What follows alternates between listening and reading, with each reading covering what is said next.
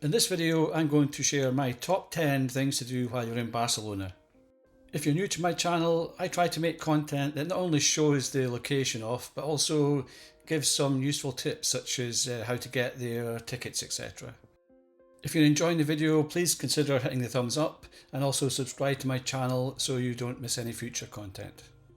First on my list is a visit to Parc Guell. This park was designed by Antonio Gaudi, and just like his buildings we'll look at later in the video, it's quite an unusual place and it's quite a popular place as well. So I do recommend buying tickets in advance online to avoid the lines. I will add links to the various websites for each location we look at in this video. We just took the basic entry ticket, which was €18. That gets you entry to the park and you just walk around at your leisure. For example, you want a ticket with an audio guide, instead of €18 it's €29.99. So to get to the park we took the metro to Lesseps station. We exited this station and a 2-minute walk from this point we got the number 24 bus. Parc Guell is built on a hill, and tip number 1, take the 24 bus to get to the park, however stay on the bus because the route it takes heading to El Carmel, it actually drives up around the park, and if you get off at the Ana Maria Matute stop, you'll be right at the top of the park and you can enter there, and it just means you work your way down as you're visiting the different areas of the park as opposed to climbing uphill. And then from the Ana Maria Matute stop, it's literally a 5-minute walk to the entrance for the park. The park always opens at 9:30 AM. I think we arrived around about 10, and we visited Barcelona in January, so you can see 10 AM on a weekday, it's not too busy. Obviously peak season could be a different story. Once you're inside the park, obviously being on top of a hill, it does give you really nice views of Barcelona. There is lots to do when you're in this park. For example, you can go into this museum. There's numerous Gaudi designed buildings that are quite unusual. And there's also, as you'll see in a minute, there's a large sort of an area which is quite a popular area where you can just sit and enjoy the views and admire the surroundings of the park, which really everywhere you look is quite unusual, which as you'd expect with Gaudi. So we've arrived at this main sort of central area in the park. Originally, I believe it was supposed to be an outdoor theatre. However, I think it's now sort of referred to as the nature area, where people just sit and they just take in the surroundings. And as you'll see, it overlooks the lower half of the park, and it does give you some nice views of the park and Barcelona.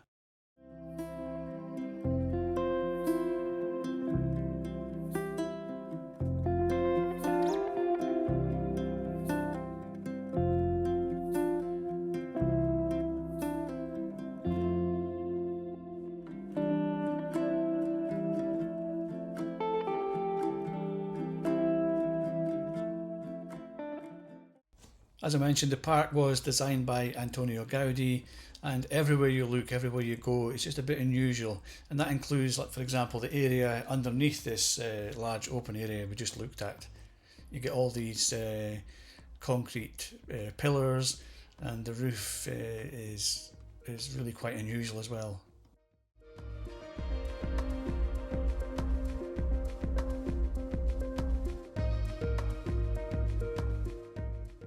We then continued making our way down towards the lower half of the park. Here you'll find some more Gaudi buildings. The one on the left is a museum, you can go into that, you can have a look around. The one on the right, you can go into that as well. On the lower floor has a bookshop. You can take a quirky sort of staircase and you can take pictures from up inside the top of these buildings. So there's lots to see and do at this park. Next on my list is a visit to the Sagrada Familia. This is a very popular place to visit with almost 5 million visitors every year. Although you can actually buy tickets on the day, I would strongly recommend that you buy tickets in advance. Sometimes in peak season the wait time can be up to 2 hours. When you book your tickets online you will select the dedicated entry time. However, when we arrived about 30 minutes early and we went up to the the entrance area and allowed us access. So if you do arrive a bit early, it's quite common, I believe, to get in 15-20 minutes ahead of your scheduled time. This is another Antonio Gaudi designed building, and as you'll see in a minute, similar to the park we just visited, it is really unusual. It's quite impressive. Yes, it doesn't have the history of some of the basilicas, for example the Basilica at Montserrat, and if you want to check out my video on that, just click the link above. But what it lacks in terms of history, it does make up in terms of, it's still mighty impressive in terms of the structure, the design, and yeah, it's very unusual and it's nothing like any other building I've been to.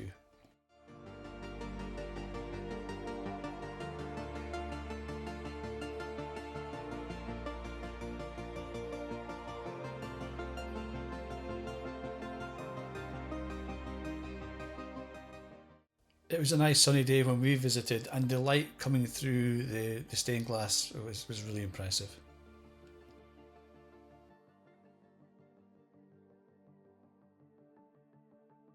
As well as our visit to the Basilica, we also added on a trip to the Nativity Tower. To get to the tower, you take this lift. It's about 60 metres in height, and it was promised to give us some really nice views of Barcelona. For us, it was a bit disappointing for two reasons. One was, as you'll see, the very small sort of bridge where you can capture your pictures of the city gives a very limited view of the city. And the second point is, on the way down, it's on foot and it's via this very, very narrow spiral staircase. And this is the full 60 metres you have to come down, and yeah, if mobility is an issue for this one, it's not something I recommend. And even for us, mobility wasn't an issue. It just wasn't very enjoyable coming down this very tight spiral staircase, 60 metres. So it's not something we would recommend. The Sagrada Familia is also lit up at night. So we popped back one evening, and as you can see, it's quite impressive at night time as well. Next on our list was a visit to this building you can see straight ahead, which has an observation deck up on the 30th floor, and you'll see this one doesn't disappoint in terms of giving a view of the city. This attraction is called Mirador. Once inside, you'll take the lift up to the 30th floor, and when you exit the lift, the views are stunning. It gives you a full 360-degree view of Barcelona. We planned our visit to arrive just before sunset. General admission tickets are €18. Again, I will include links in the description below to this location as well as other locations we visit in this video. We've visited a lot of observation towers across the world. Something we haven't seen before is just above here you can see there's this sort of structure built into the dome. You can pay extra and you can climb up into that, and it gives you another 5 metres higher than the main observation deck. Quite soon the sun started to go down and it didn't disappoint. It really was an amazing sunset over Barcelona.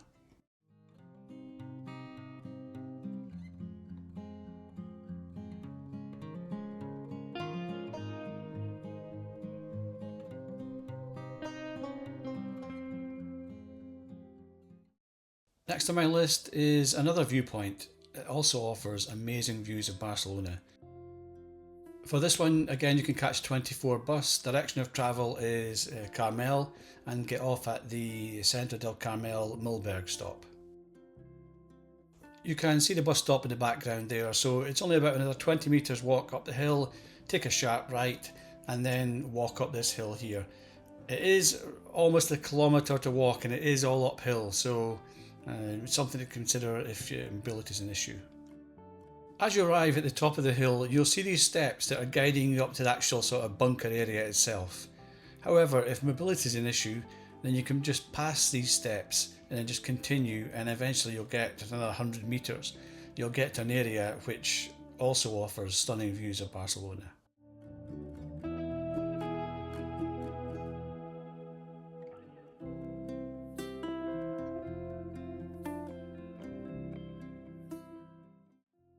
We decided we wanted to go right to the top of the bunker, so we doubled back and then we took these steps.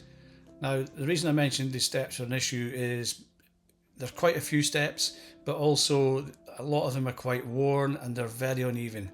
They really do vary in height. So if your mobility or vision is an issue when climbing steps, for example, I wouldn't recommend this.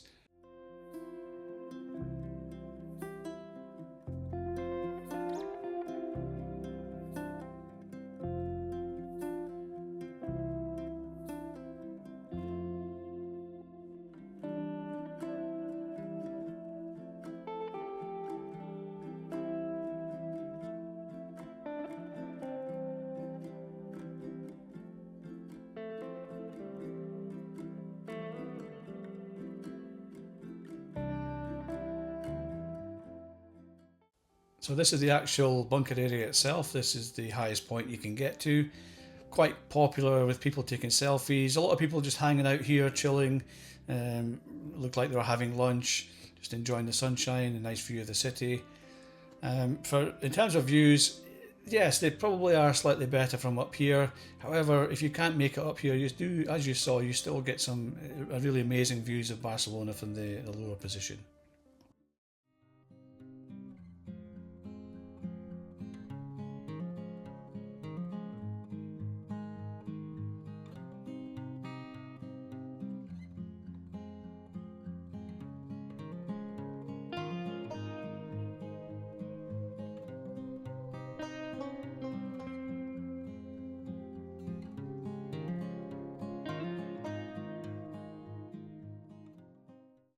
And now for something completely different, we decided to rent one of these really quirky small electric cars to take a trip around Barcelona. To drive these cars, the controls are quite similar to a scooter, and the GPS system, it has the route that you've selected pre-programmed, and you have an audio guide which gives you information as you're passing the various locations. On the left is the Nativity facade, portraying the birth of Jesus Christ. This is the original section designed and built by Gaudi.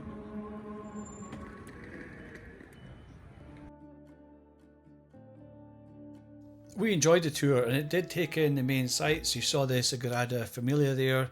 Here on the right you can see we're passing one of the Gaudi Buildings. The tour also took us down to the harbour area where we stopped and we grabbed an ice cream. So yeah, it's a different way to view the city. If you do this, one thing I will say is sometimes the system prioritizes the narration in terms of what you're passing over the GPS. Sometimes gives you very late commands to turn left, turn right, etc. Just something to be aware of.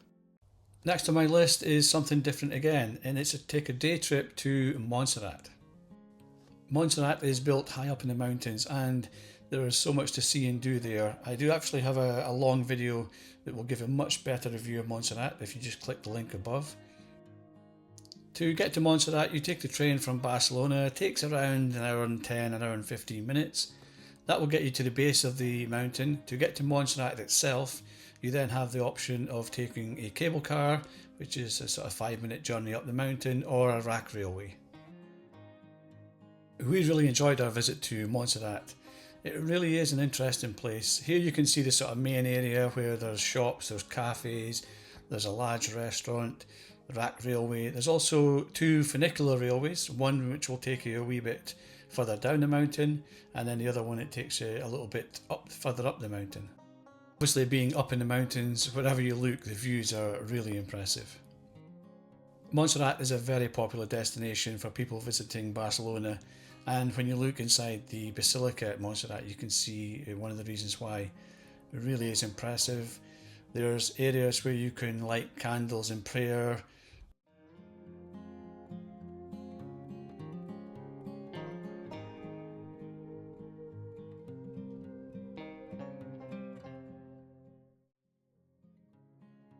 If you use the funiculars to get further up or further down the mountain, from there there's various trails you can go on to explore the wider area.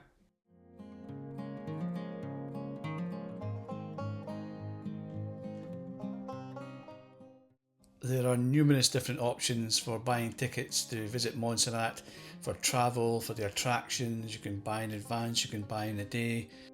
If you do watch my longer video on Montserrat, I'll give a lot more information on this. But for us, we bought the TOT Montserrat ticket, the combined ticket for travel and some of the attractions as well, and we thought this was the best value overall. So I would definitely recommend a visit to Montserrat when you're visiting Barcelona. Next on my list, it's back to Barcelona and it's a visit to Parc Montjuic. You can take a bus to the park, however we took the metro, and if you're taking the metro you enter at Parallel metro station, and then you're going to follow the signs and take the funicular railway to Parc Montjuic. After you enter the metro station, you can see there's a sign for the funicular de Montjuic. Just keep following these signs. When you get down to the platform, remember you're not taking the metro train, just walk along the platform and you'll find the entrance to the Montjuic funicular.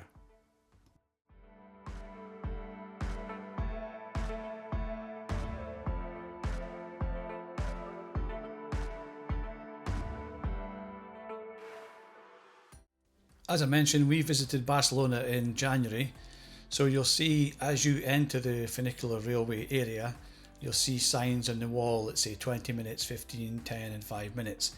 So I can imagine that's the times for the line that develops during high season. So just be aware, when you visit it may not be as quiet as you can see now. Journey time in the funicular is around 10 minutes. There's no real views, a big chunk of it is actually underground. I do hope you're enjoying this video and finding the information useful. If you are, please consider hitting the thumbs up and also subscribe to my channel so you don't miss any future content.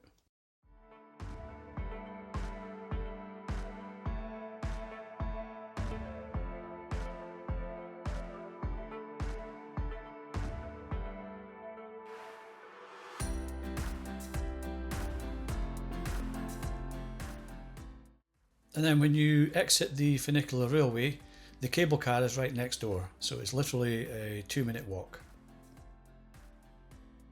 Similar to the other locations we've already looked at, if you are visiting in high season, I would highly recommend you buy your tickets in advance so you can avoid the lines.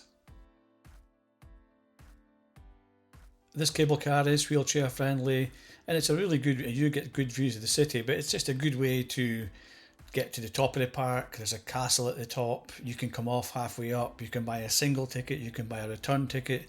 So it's just one of these things, if you're visiting Barcelona, it's a nice thing to do, it's something a bit different. We took the cable car right to the top where the castle is, and we did intend to take the cable car back down.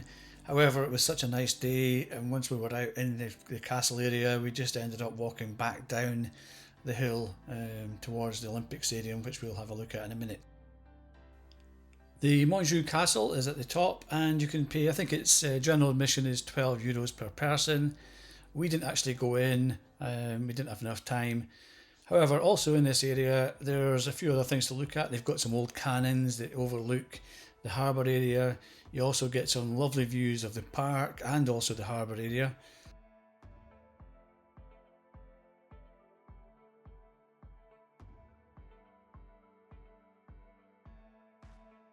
Also around this area in the park there were several food outlets, and they had seats and tables where you could sit, have some food and drink and just enjoy the view and just enjoy being in the park. Next on my list, and also in the Parc Montjuic area, is a visit to the Olympic Stadium when the Barcelona hosted the Olympics in 1992. The football fans amongst you may have noticed the Barcelona branded blue building there. Barcelona Football Club are actually playing using this stadium while their stadium is being redeveloped. Just before you reach the Olympic Stadium there's a museum of Olympic sport. Again, we didn't go into this, but you can if that's something you wanted to do. Entry to this museum I think is around €6. As you approach the Olympic Stadium, one thing obviously stands out, and you can see it just ahead. It's where the Olympic flame was during the Olympics.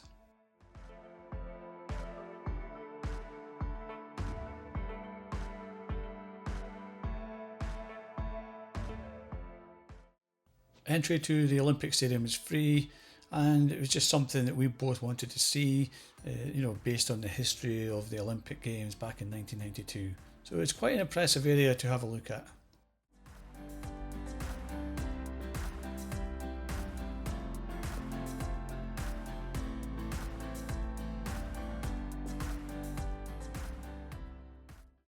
Next on my list is to visit some of the other impressive Antonio Gaudi buildings in Barcelona. The first of these you can see here, which is La Pedrera or Casa Mila. We used the metro to get to Casa Mila and we got off at the Diagonal station and it was just a few minutes walk. We didn't go inside these buildings, but if you want to have a look inside for about €25 I think, you can enter, you can look around, you also have a video guide. As you can see, quite a popular spot this again. These buildings, when you see them in the flesh, they really are quite impressive, something very different.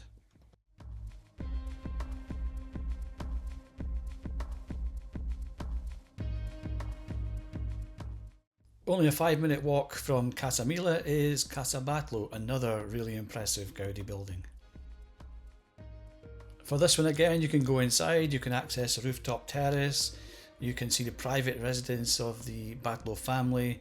However, just be aware there are different tickets ranging from silver to platinum. Tickets are quite expensive, even for the silver tickets, €31. You won't get access to the private residence, you won't get access to the rooftop terrace. So just something to be aware. If you are wanting to go inside, it is quite expensive and we didn't think it was worth it, so we just had a look from the outside.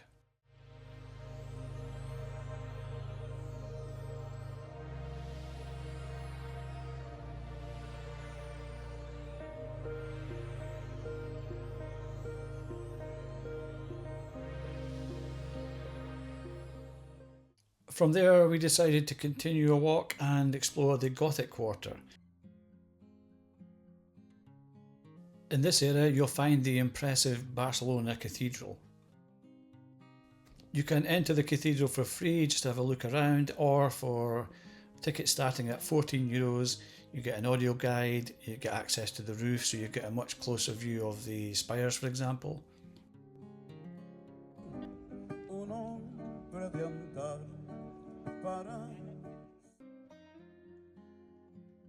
We really enjoyed our walk around the Gothic Quarter. There are lots of narrow streets, there are lots of old impressive looking buildings, there's lots of different squares. Just a nice place to sort of generally spend some time, just chill out, have a walk around. We stopped for coffee, had an ice cream.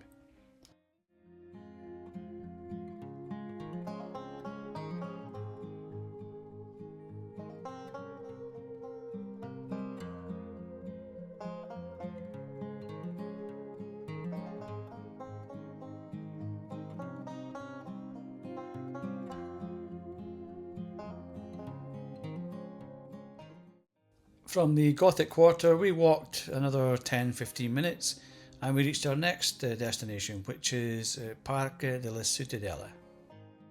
This is a huge park, and within this park area you'll find the Barcelona Zoo, you'll find impressive buildings like the Catalan Parliament, as well as you can see here, there's just nice sort of lakes.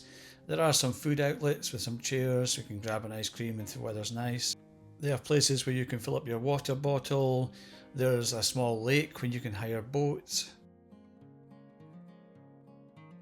The park also has a life-size woolly mammoth, which is called Julia, and I believe is over 100 years old. The park was a nice place to relax. There's lots of people out jogging, riding their bikes. You can just sit and just enjoy nature and just chill out.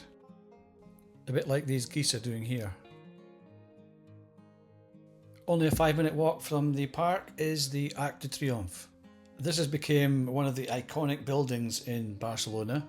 It was built in 1888 to celebrate when Barcelona held the World Fair. This Arc de Triomphe is around half the height of the Arc de Triomphe in Paris, and for this one in Barcelona you can't actually go inside, you can only just admire it from the outside. If you enjoyed this video, please consider subscribing to my channel, I really would appreciate it. Thank you very much for watching, and hopefully I'll see you on the next one.